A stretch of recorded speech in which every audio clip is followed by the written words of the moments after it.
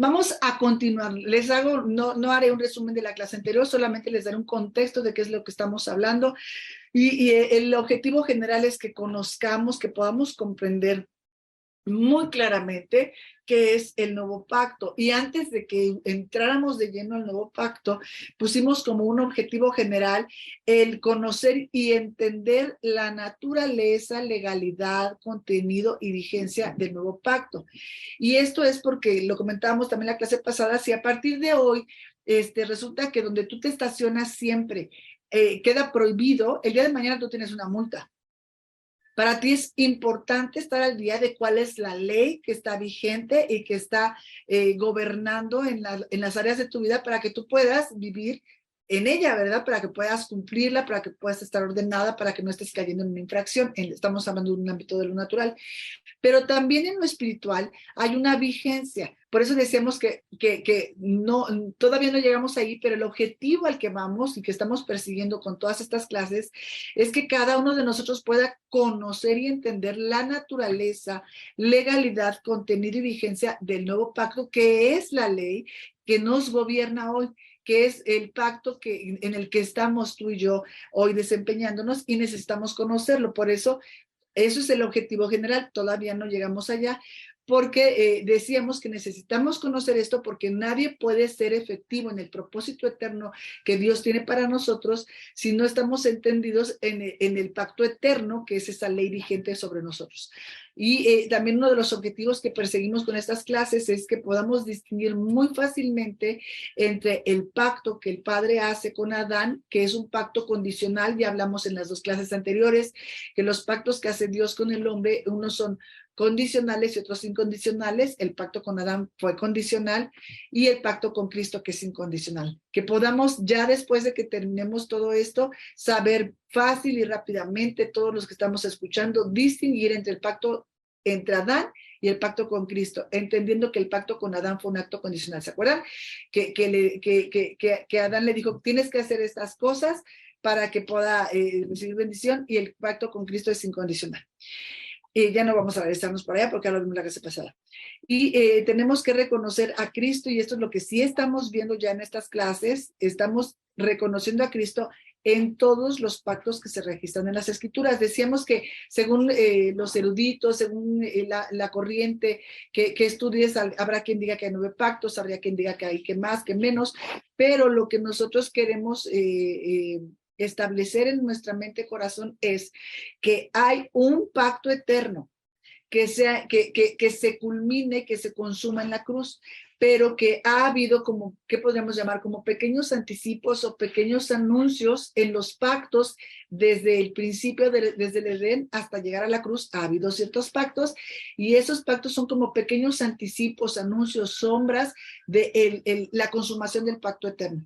Y todos esos pactos que están antes de la cruz, todos esos pactos tienen a Cristo incluido de manera explícita, revelada o implícitamente anunciado, en forma de tipo o figura, porque el enfoque de toda la Escritura es darlo a conocer a Él. Entonces, hay un pacto eterno que se ha dispensado en diferentes pactos alrededor de las eras o etapas por las que ha pasado la humanidad.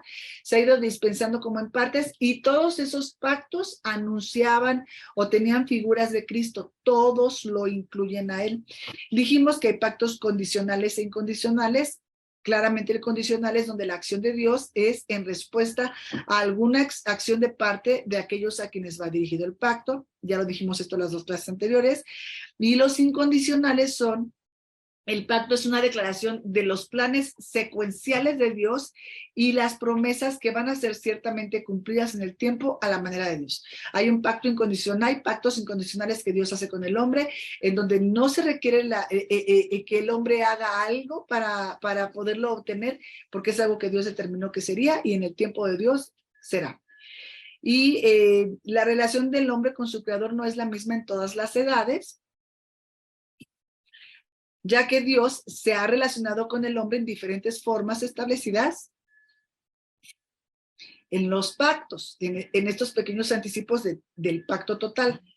A esto lo tenemos que entender como una revelación progresiva. Dios ha ido tratando con el hombre, revelándose al hombre de manera progresiva en las diferentes etapas que el hombre ha existido, y esta es una revelación de Dios progresiva en el tiempo. El propósito de Dios ha sido revelarse a través de las edades, los tiempos o las edades, de diferente manera en cada etapa. Cada pacto en cada etapa solo es un asomo, un anuncio, o diríamos un pedacito del todo, que es el pacto consumado en la cruz.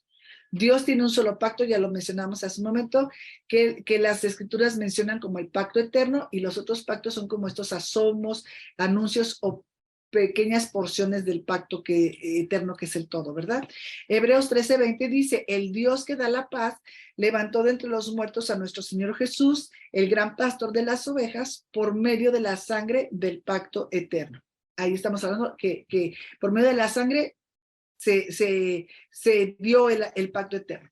Todos los pactos, ya lo dijimos, los que hay antes de esto, convergen a su plenitud y perfección en el nuevo pacto, en el cual Cristo manifiesta en tiempo y espacio el cumplimiento de todas las cosas anunciadas, donde todo fue consumado, tal y como Él lo declaró en la cruz cuando dijo: consumado es. Y bueno, dijimos que para ayudarnos a entender el pacto eterno, que es nuestro objetivo principal, no íbamos a ir de lleno para allá, que necesitábamos conocer los diferentes pactos que se registran en las escrituras, estos anticipos o pedazos del pacto eterno que anuncian o revelan a Cristo en diferentes formas, en una revelación progresiva, y que va a llegar a la plenitud del plan de Dios, ¿verdad? Y bueno,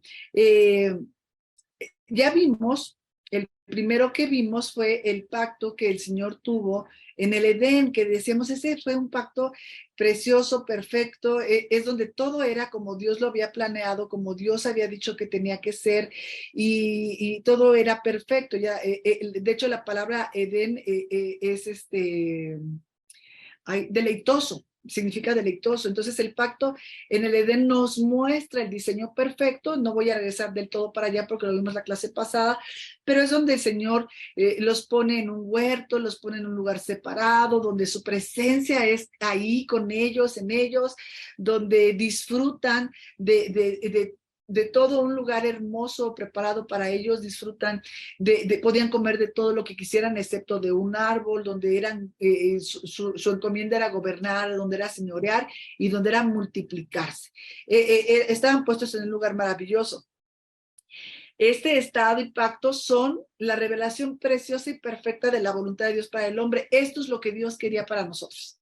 Así es lo que Dios quería, que estuviéramos en este lugar deleitoso, disfrutando de su presencia, disfrutando de su gobierno y disfrutando de gobernar nosotros, de señorear sobre la tierra y de multiplicarnos. Claramente multiplicarnos es tener hijos, pero también de multiplicar este gobierno de Dios sobre todas las cosas.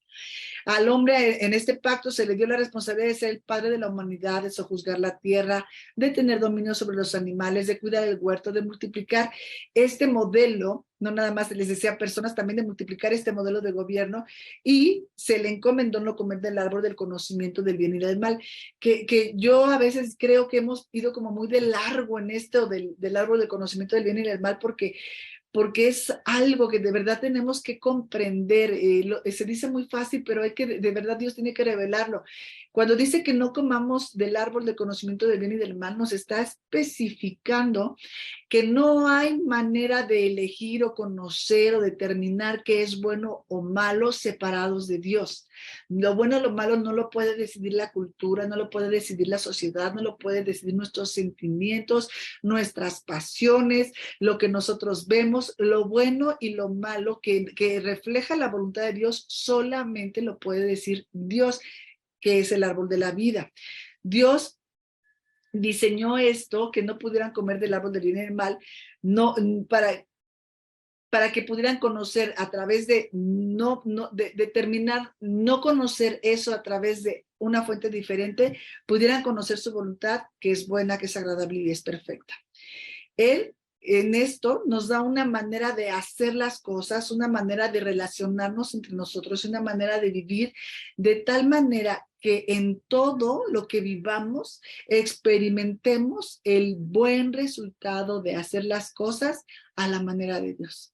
Esto es lo que nos dice: si tú no comes de ese árbol, que no nada más Adán y Eva, bueno, ellos lo comieron ahí, pero nosotros a veces todavía lo seguimos comiendo en nuestra época, porque seguimos determinando bueno o malo según nuestros sentimientos, nuestra experiencia, nuestra cultura, nuestras tradiciones. Y entonces no vamos a ver el buen resultado de hacer las cosas a la manera de Dios. Y es a lo que el Señor nos invitaba en el Edén. Y bueno, ahí entramos ahí en un tema de Romanos y todo eso. Y bueno, este pacto del Edén es un pacto que fue condicional. Vas a tener todo esto si no comes de este árbol. Cristo, y esta es la parte, una de las partes más importantes de la clase, es que podamos reconocer a Cristo tipificado, anunciado, figurado, en sombras en todos los pactos. En este pacto del Edén, Cristo es tipificado por medio del árbol de la vida, que fue puesto por Dios en el centro del huerto. Eso representa a Cristo, ese árbol.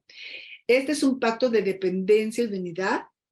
En este pacto se determina la buena voluntad de Dios para la creación.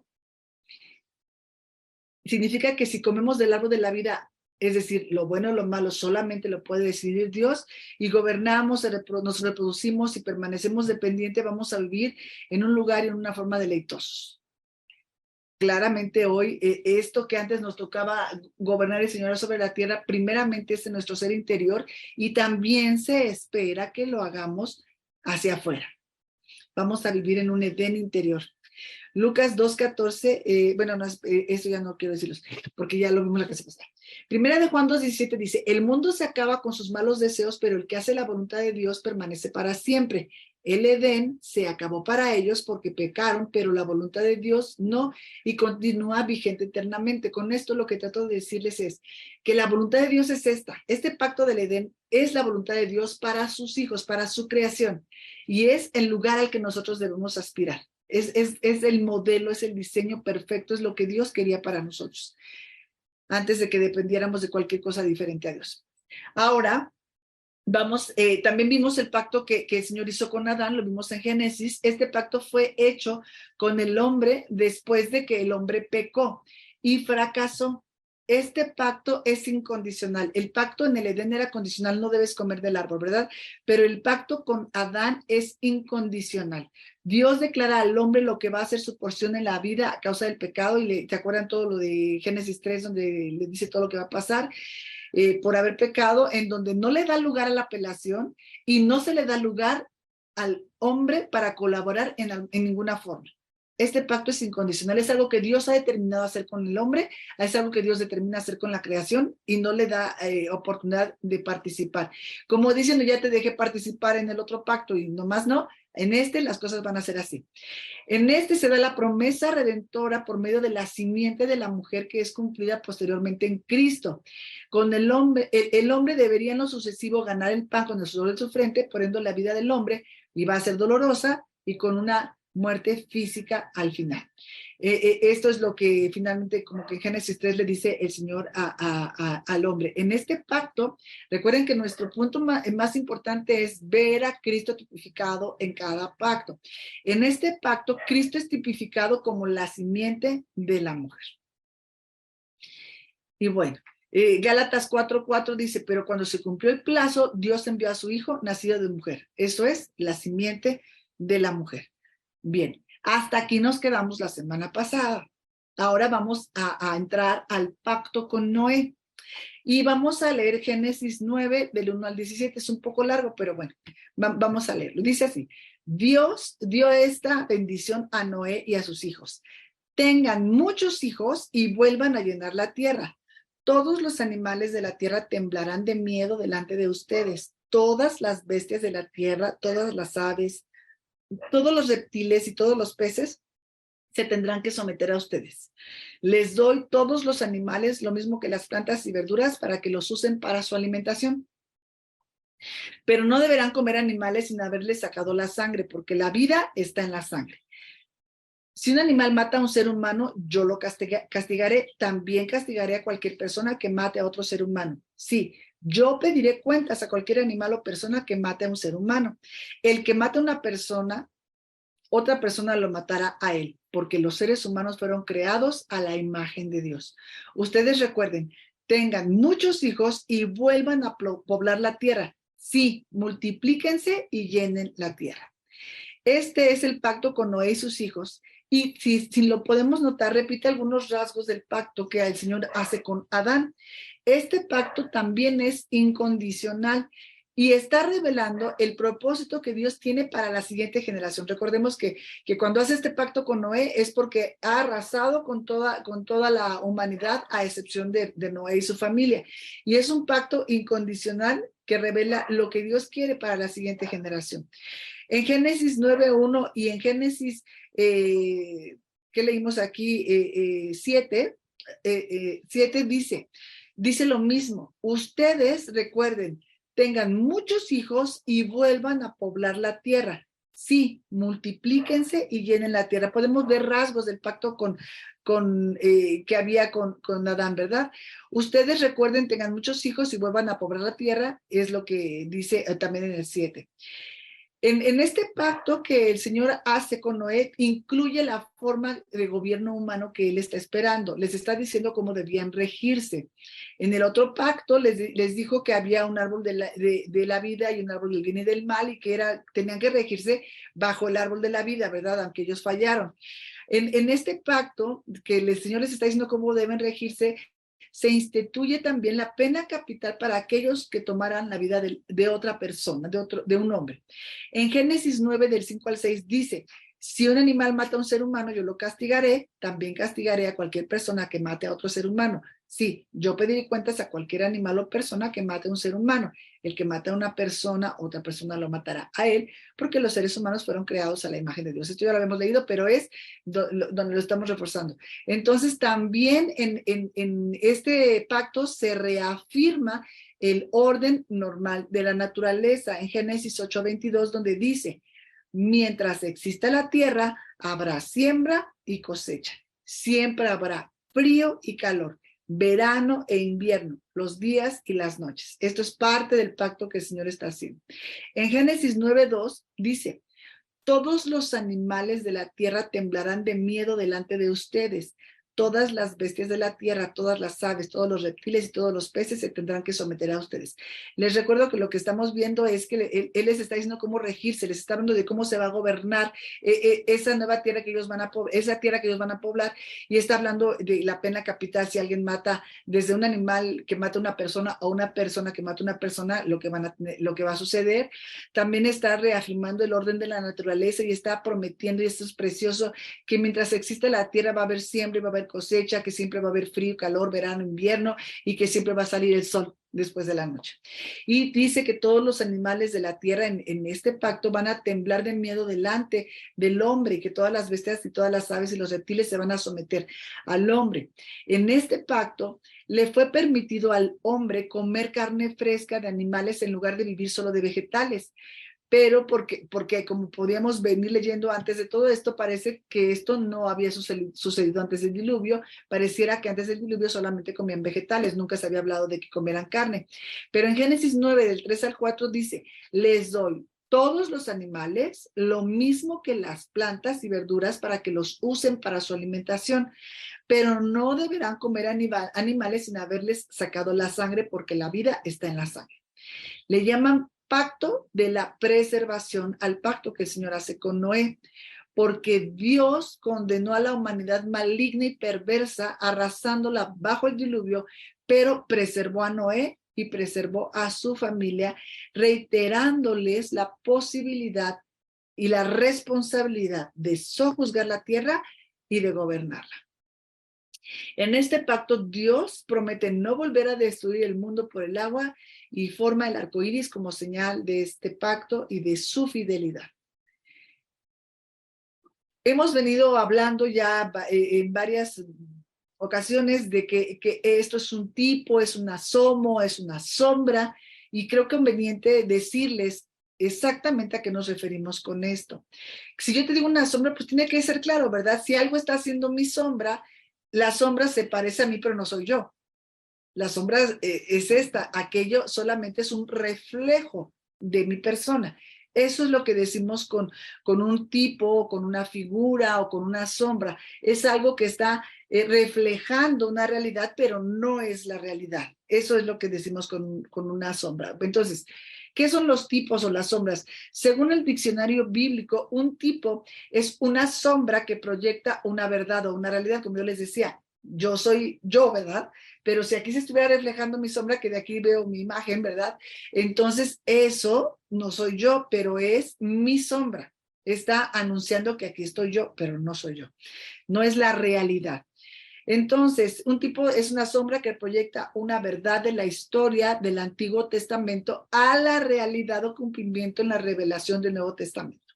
Entonces, en el Antiguo Testamento tenemos tipos, sombras, figuras que han tenido su cumplimiento o su realidad en el Nuevo Testamento. Por eso es que venimos diciendo en estos pactos, esto era una sombra, esto era un anuncio, esto era un tipo, esto era una figura, es decir, que estaban anunciando algo que viene en el Nuevo Testamento. ¿Esto es difícil? Díganme, porque si no, nos regresamos. Sí, por favor, contésteme por acá en Facebook si estamos comprendiendo lo que decimos con sombra, tipo, figura.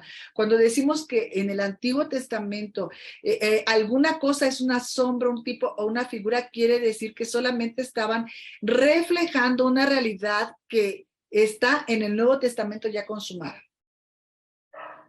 ¿Sí o no? ¿Seguro, Alvis? ¿Sí? ¿Tú, Fer? ¿Sí? ¿Tú, Monse?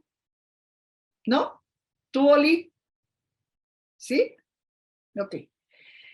Ok, en el Antiguo Testamento habla de tipos, sombras o figuras, cualquiera de estas cosas, ¿ok? Y, por ejemplo, déjame decirte, por ejemplo, el arca de Noé. Es una sombra, tipo o figura de Cristo. Es algo, ¿sí? Ya con eso no sé.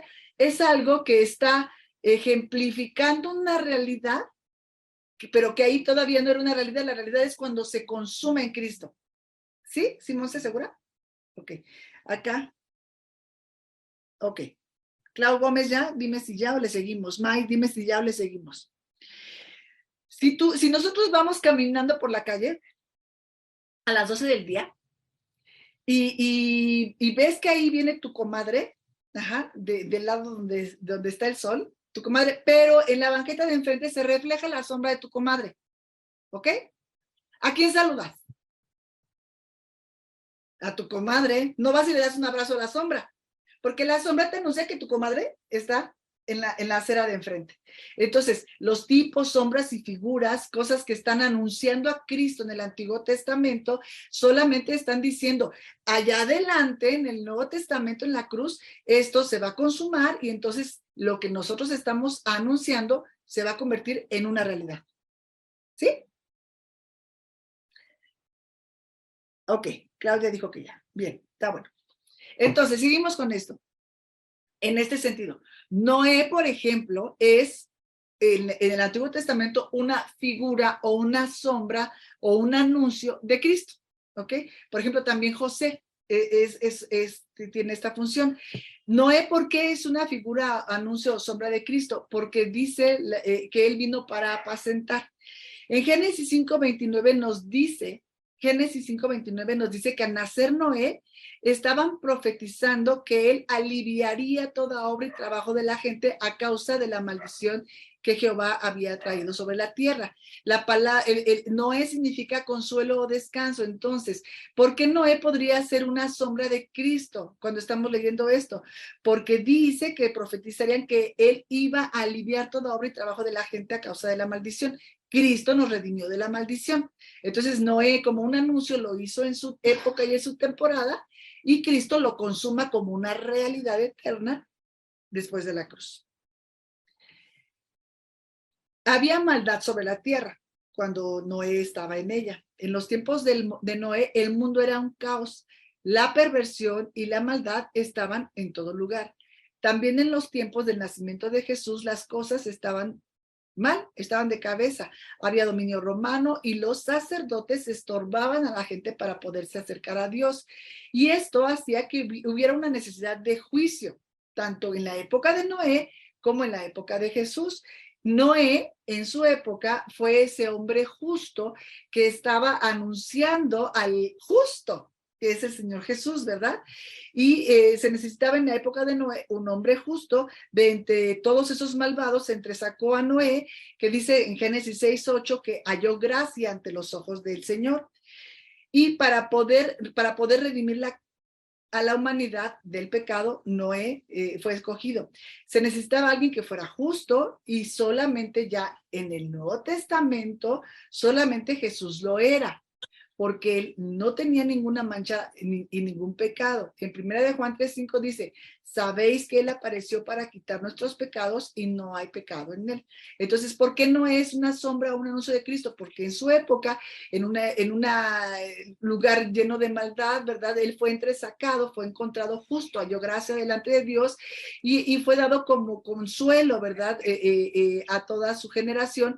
Y entonces era un anuncio de lo que Jesús haría quitando nuestros pecados también en un mundo lleno de maldad. También cuando Jesús apareció sobre la tierra, el mundo estaba de cabeza. Creo que después del Edén nunca ha vuelto a estar bien, el mundo siempre estaba de cabeza, ¿eh? Ahora, en la época de Noé, por ejemplo, también era necesario creer.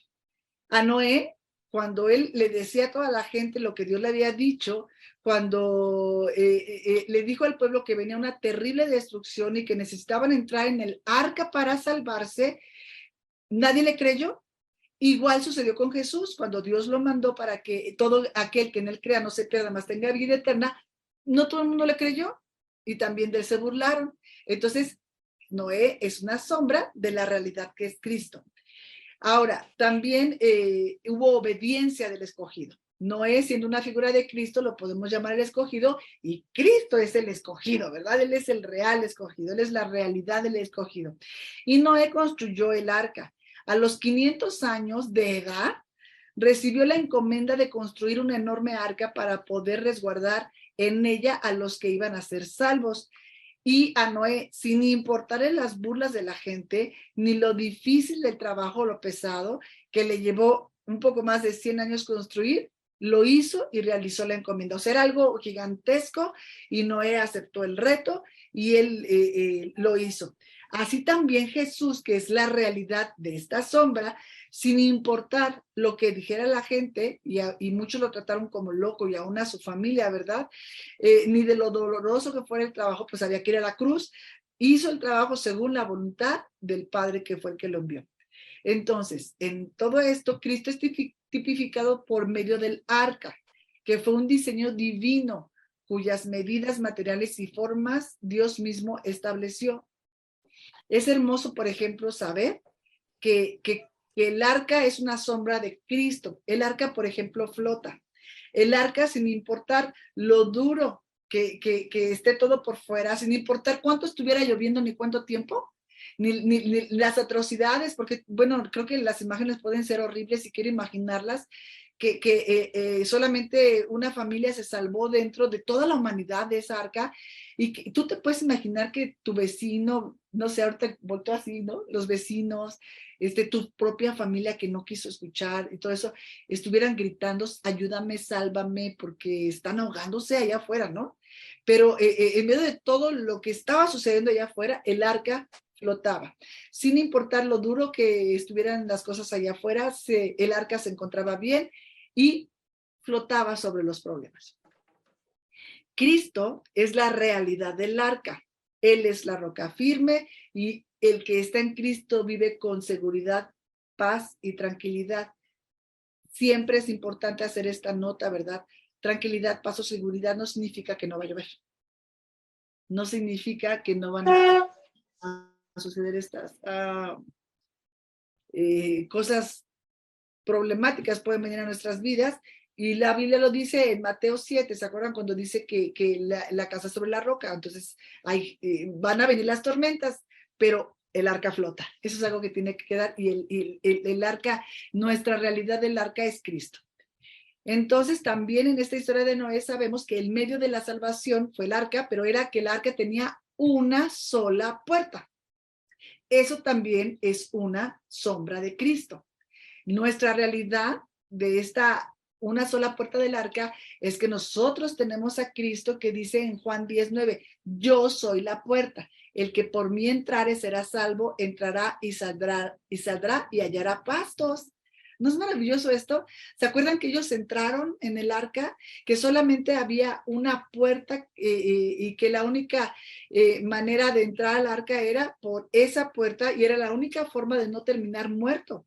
El único medio de salvación para evitar esta muerte eterna es a través de Cristo. Y este versículo que acabamos de leer dice, será salvo, entrará y saldrá y hallará pastos. Cuando ellos estaban en el arca, después de que pasó todo el tiempo que tuvieron que pasar ahí dentro, ¿se acuerdan que mandaron una paloma que regresó con una hoja de olivo? Y me encanta porque ellos ya había crecido hierba, ya hallarían estos pastos que el Señor Jesús está diciendo ya, en la realidad. Estos pastos de descanso que es su presencia misma en nosotros.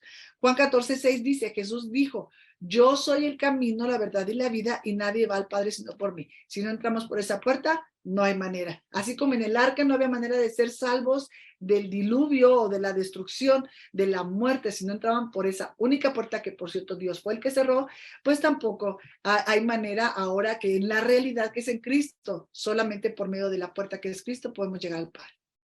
¿Hasta aquí bien con Noé? ¿Todos? Ok. Ahora, vamos a ver el pacto con Abraham, que es otro pedacito del pacto eterno, ¿verdad? Es otra dispensación, otra forma en la que el Señor se mostró en esta etapa de la historia. En Génesis 12, del 1 al 3 y 17, 1 al 8, dice así, pero Jehová había dicho a Abraham, vete de tu tierra y de tu parentela y de la casa de tu padre a la tierra que te mostraré. Y haré de ti una nación grande y te bendeciré y engrandeceré tu nombre y serás bendición. Bendeciré a los que te bendijeren y a los que te maldijeren maldeciré y serán benditas en ti todas las familias de la tierra. Esto le dijo el Señor a Abraham. Y en el 17:1-8 dice así. Era Abraham de edad de 99 años cuando le apareció Jehová y le dijo, yo soy el Dios Todopoderoso, anda delante de mí y sé perfecto, y pondré mi pacto entre mí y ti y te multiplicaré en gran manera. Entonces Abraham se postró sobre su rostro y Dios habló con él diciendo, he aquí mi pacto es contigo y serás padre de muchedumbre de gentes. Y no se llamará más tu nombre Abraham, sino que tu nombre será Abraham, porque te he puesto por padre de muchedumbre de gentes y te multiplicaré en gran manera y haré naciones de ti y reyes saldrán de ti. Y estableceré mi pacto entre mí y ti y tu descendencia después de ti en sus generaciones por pacto perpetuo, para ser tu Dios y el de tu descendencia después de ti. Y te daré a ti y a tu descendencia después de ti la tierra en que moras, toda la tierra de Canaán en heredad perpetua, y seré el Dios de ellos. En todo esto el Señor le dice a Abraham que tendría gran descendencia y mucha bendición personal, que su nombre sería grande y que él, Dios mismo, sería personalmente, y que Abraham sería personalmente una bendición. Abraham sería de bendición. También le dice que la promesa que en la promesa que a través de él surgiría una gran nación. Esto tiene referencia, y esto es muy importante porque es parte de lo que tenemos que renovar y entender lo que es una sombra y lo que es una realidad. Tiene referencia primeramente a Israel y a los descendientes de Jacob que formaron las 12 tribus de Israel. A esta generación le fue dada la promesa de la tierra física. ¿Se acuerdan que leímos que le iba a dar Canaán en heredad perpetua? A ellos les estaba una promesa de una tierra física a esta generación. Pero esta es la sombra, pero la realidad es espiritual y la realidad espiritual es, hablando de esa descendencia, apuntaba a todos los redimidos que conforman el verdadero pueblo de Dios, que somos la nación santa. Esta ya es la realidad. Aquello era una sombra y la realidad es que espiritualmente hablando todos nosotros formamos parte de esa descendencia de la que el Señor estaba hablando. Y lo dice así 1 Pedro 2:9. Mas vosotros sois linaje escogido, real sacerdocio, nación santa, pueblo adquirido por Dios para que anunciéis las virtudes de aquel que os llamó de las tinieblas a su luz admirable. Ahora la realidad somos nosotros. Ellos eran un anuncio, pero la realidad es para nosotros, para todo aquel que crea. Gálatas 3:6-9 lo dice así. Dios aceptó a Abraham porque éste creyó en Dios. Lo aceptó porque tuvo fe. ¿Ok? Esto significa que los verdaderos hijos de Abraham son los que tienen plena fe en Dios. ¿Quiénes formamos el pueblo de Dios? Aquellos que tenemos plena fe en Dios. Además, las escrituras preveían el tiempo en que Dios salvaría también a los gentiles por medio de la fe. Dios le declaró esto a Abraham cuando le dijo, por medio de ti bendeciré a todas las naciones.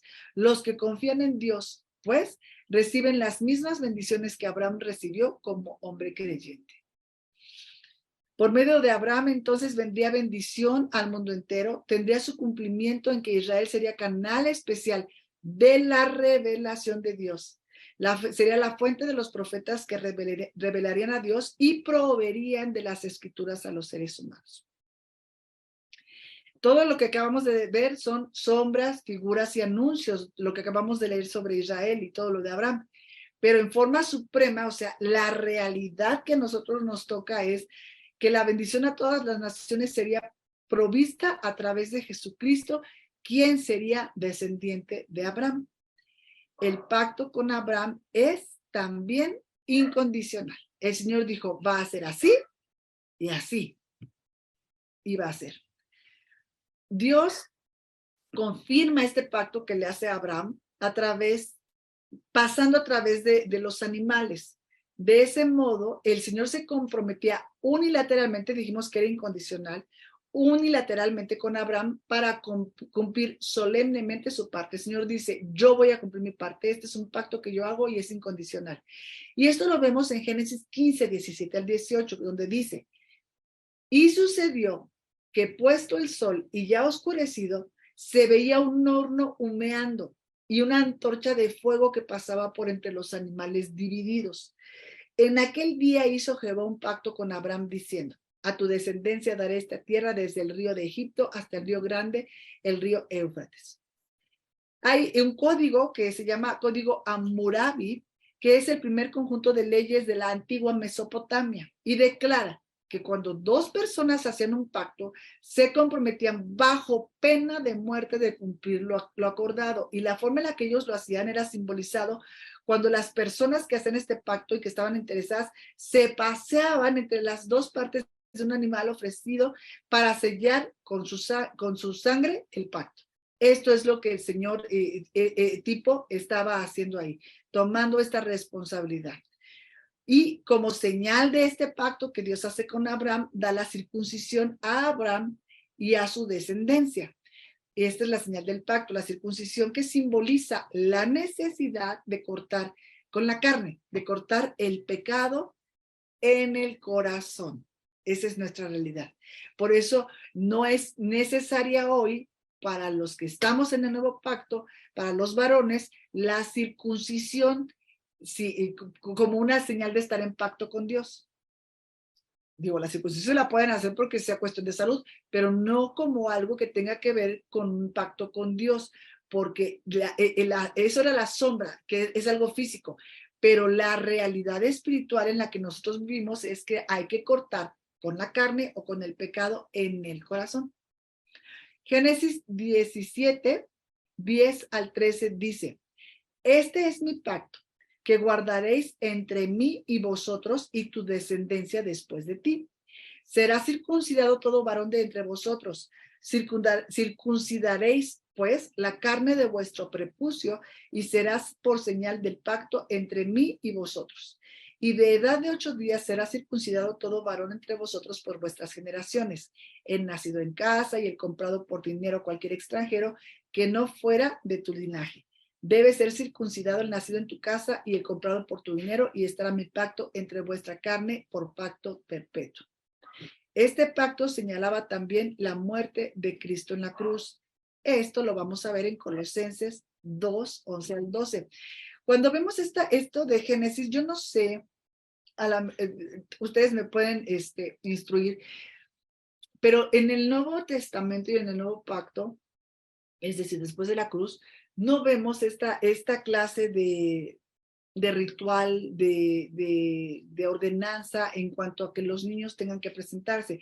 Aquí los presentan a los 8 días de haber nacido y a los varones, pues, sobre todo porque les hacen la circuncisión ahí y todas esas cosas. A mí me parece, pero ustedes sáquenme de la duda, que de esta idea es de donde sale la idea hoy día de que las personas cuando tienen un hijo lo presentan en la iglesia, porque yo no veo un fundamento bíblico para eso. Creo que puede ser mi deseo que la iglesia conozca a un nuevo miembro, que la iglesia participe de que somos padres, que los ponemos por testigos de lo que vamos a hacer, de que ese niño va a crecer bajo los fundamentos de Dios y que estamos pidiendo la ayuda de toda la congregación como un cuerpo y una familia para que nos ayuden en su crianza, en fin, porque somos un cuerpo, porque somos una familia, eso me parece perfecto.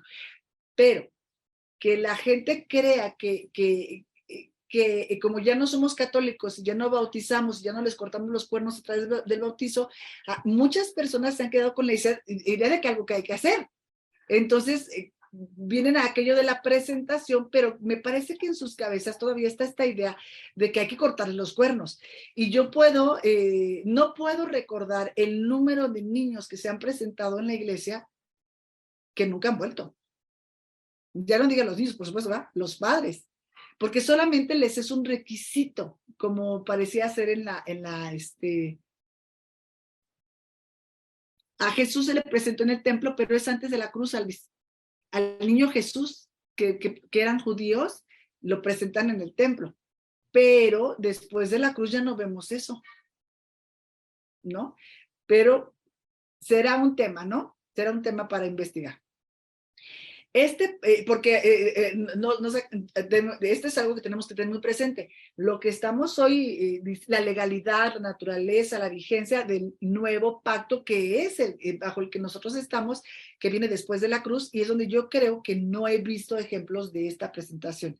Pero bueno, ahí va, espero no se los volar con eso. Ok, entonces decíamos que este pacto de la circuncisión, de cortar con la carne, con el pecado en el corazón, señalaba también la muerte de Cristo en la cruz. Colosenses 2, 11 al 12. Dice, en él también fuisteis circuncidados, con circuncisión no hecha a mano, al echar de vosotros el cuerpo pecaminoso carnal en la circuncisión de Cristo, sepultados con él en el bautismo, en el cual fuisteis también resucitados con él, mediante la fe en el poder de Dios que le levantó de los muertos. Entonces aquí lo que dice es, lo que se corta es la relación con el pecado, ¿verdad? No el cuerpo no es externo, es interno, ese es el punto. Este pacto fue cumplido en Cristo, todos unidos a él por la fe, tanto judíos como gentiles llegan a ser hijos de Abraham. Gálatas 3, 26 al 29.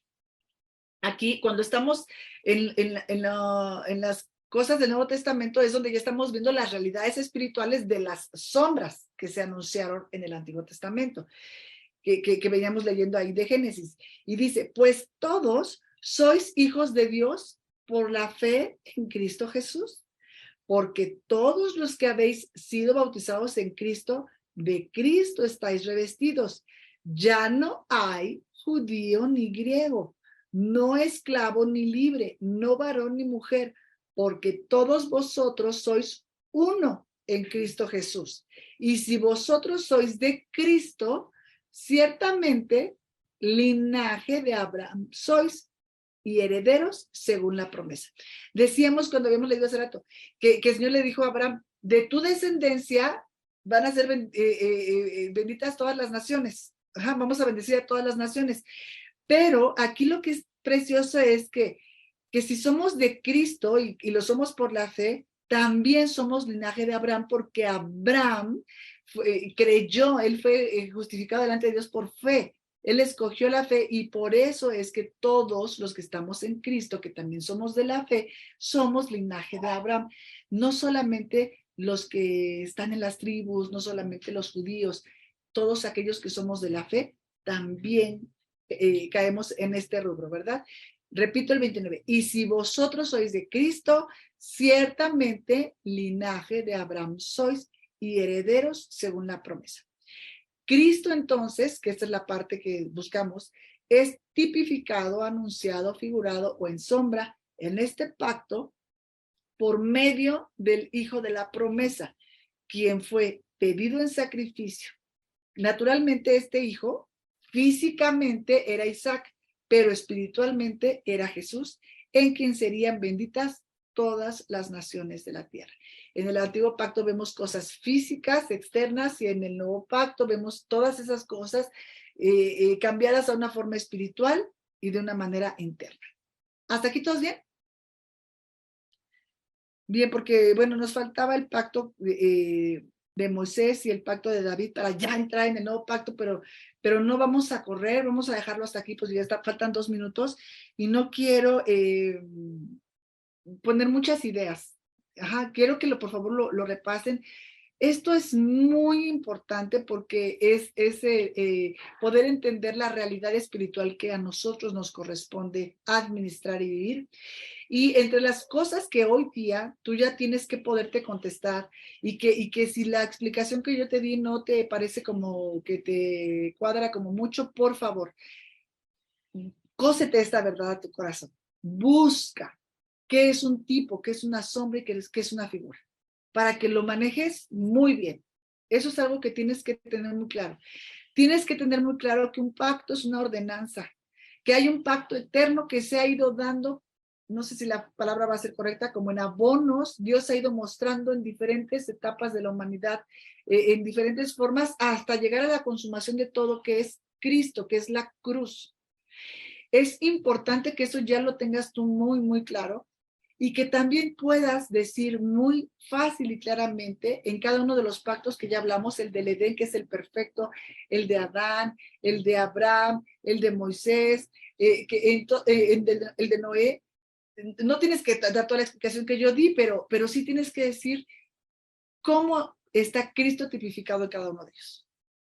¿En dónde encontramos a Cristo ahí? Porque esa es la parte que nosotros tenemos que manejar muy bien, porque es la parte que va a decirle a nuestro ser interior que todos esos pactos eran sombra del pacto que en Cristo se cumplió en la cruz.